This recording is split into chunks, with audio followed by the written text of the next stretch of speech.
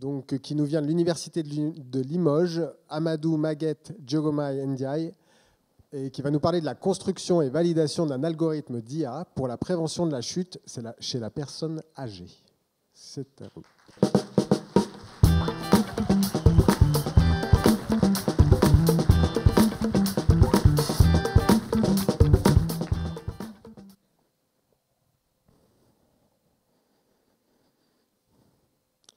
Toute population est répartie en différentes catégories d'âge, parmi lesquelles nous avons les 60 ans et plus, qu'on appelle personnes âgées. D'après l'INSEE, en janvier 2025, une personne sur 4 en France est âgée. Et à cet âge, on est exposé à plusieurs comorbidités, parmi lesquelles nous avons la chute. Une chute peut entraîner une hospitalisation, un placement en EHPAD, voire même la mort. Chaque année en France, plus de 2 millions de chutes de personnes âgées entraînent plus de 100 000 hospitalisations et plus de 10 000 décès. Qu'est-ce donc une chute? On dit qu'une personne a chuté si elle se retrouve de manière involontaire à un niveau inférieur par rapport à sa position de départ. Lorsqu'une personne prend conscience qu'elle peut chuter à tout moment, elle peut hésiter à marcher, ce qui entraîne un déclin progressif de sa santé. Mais comment anticiper ces chutes? Pour prédire le risque de chute, l'IA est devenue incontournable. Un modèle d'intelligence artificielle émane toujours d'un apprentissage, tel que vous le pratiquez dans vos écoles. Et dans mon travail, cet apprentissage sera supervisé. Vous me demanderez sûrement comment fonctionne-t-il. Pour vous illustrer le cœur de mon sujet, prenons un phénomène donné. On donne au modèle les causes de chaque conséquence pour l'entraîner. Puis, on lui donne d'autres causes pour qu'il prédise les conséquences correspondantes afin de le tester.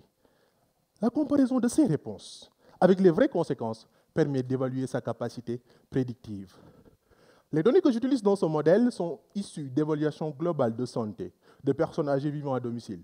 La chute étant multifactorielle, ces données prennent en compte les 3 dimensions de risque de chute, à savoir la dimension physique organique. On retrouve la marche, l'équilibre ou encore la température corporelle du patient. La dimension thymique cognitive, où l'on retrouve l'humeur et la santé mentale. Et enfin, la dimension socio-environnementale, où l'on retrouve l'âge, le genre et le quotidien du patient. Nous allons tous vieillir, mais nous voudrions bien vieillir. D'après les médecins des personnes âgées, à savoir les gériatres, une personne âgée qui chute 2 fois en une année doit être prise en charge en urgence.